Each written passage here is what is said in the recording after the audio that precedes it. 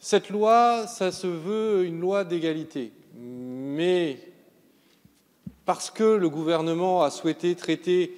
l'ouverture de la PMA à toutes les femmes dans la loi de bioéthique plutôt que de consacrer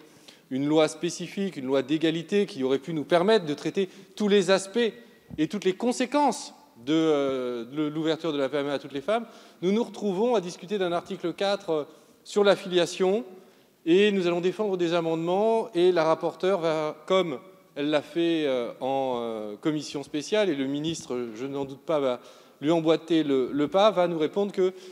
ces amendements nécessitent tellement de modifications du Code civil que nous ne pouvons pas les traiter maintenant et qu'il faudra attendre une nouvelle loi sur la filiation pour pouvoir enfin aboutir à l'égalité.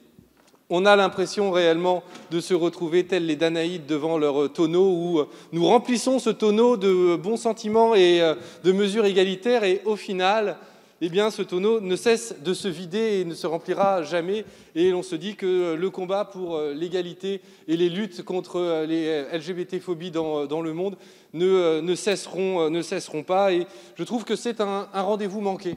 C'est un rendez-vous manqué que de ne pas aller jusqu'au bout de la logique et d'établir une véritable égalité entre les couples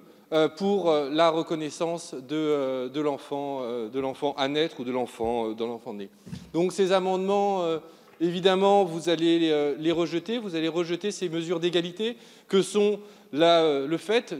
d'aligner les procédures de reconnaissance, que ce soit possession d'État, reconnaissance, présomption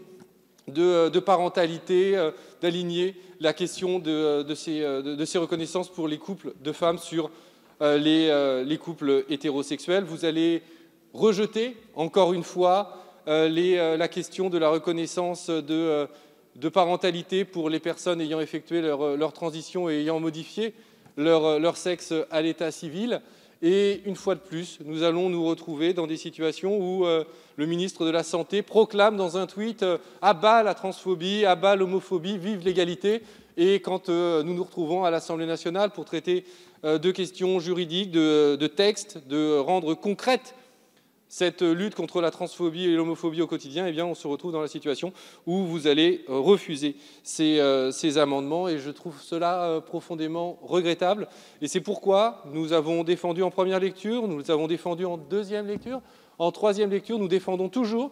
cette égalité entre les couples homosexuels et les couples hétérosexuels. Et c'est pourquoi, en lecture définitive, nous défendrons encore ces amendements. Nous ne désespérons pas, Madame la rapporteure, de vous faire changer d'avis et d'obtenir de votre part un avis favorable sur ces amendements dont je sais que vous partagez la philosophie, mais j'avoue ne pas comprendre pourquoi vous ne la transposez pas en actes.